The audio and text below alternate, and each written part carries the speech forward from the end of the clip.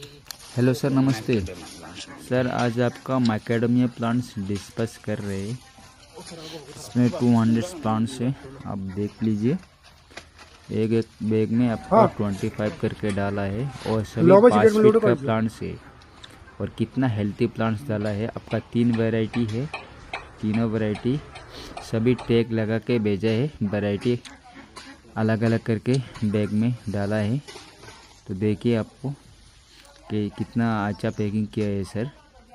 और प्लांट्स का आप हेल्थ दे सकते हैं, कितना अच्छा स्टैम साइज देख सकते हैं, कितना 5 फिंगर जैसा प्लांट्स थे। तो स्टेशन में लेके जा रहे सर आपका प्लांट्स। अभी 4 बजे में आपका ट्रेन है,